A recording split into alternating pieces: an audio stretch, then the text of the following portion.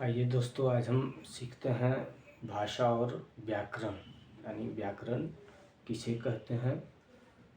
व्याकरण को अंग्रेजी में हम ग्रामर कहते हैं।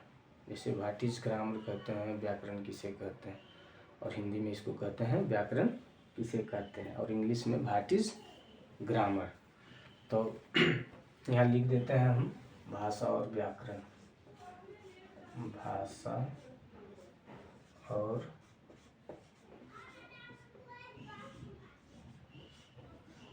व्याकरण, हम लिखें भाषा और व्याकरण। तो इसमें जानकारी ये करना है कि व्याकरण के बिना भी हम भाषा को बोल सकते हैं। व्याकरण के बिना भी हम भाषा को बोल सकते हैं, लेकिन ऐसी भाषा बोल सकते हैं जिसमें प्रायः अशुद्ध होती है, यानी गलतियाँ। व्याकरण के बिना जो बोला गया भाषा है वो प्रायः अशुद्ध होती है, गलत होती है।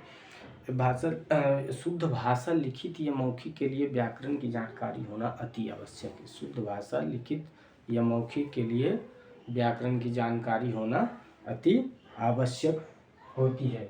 यह हमें नियम सिखलाता है कि शुद्ध कैसे बोले। यह हमें व्याकरण जो है नियम सिखलाता है कि हम शुद्ध कैसे बोले और लिखें। अतः यह व्याकरण ऐसा शास्त्र है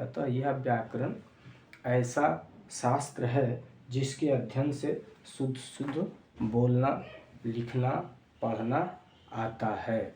व्याकरण यह शास्त्र है जिससे हमें शुद्ध बोलना, पढ़ना, लिखना आता है। सुविधा की दृष्टि से व्याकरण के 4 भागों में बांटा गया है। सुविधा की दृष्टि से व्याकरण को 4 भागों में बांटा गया है, जो कि है पहला वर्ण विचार। क्योंकि पहला क्या है, वर्ण विचार, और दूसरा शब्द विचार।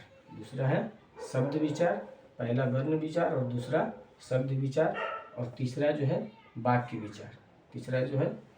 विचार, और चौथा चिन्ह विचार।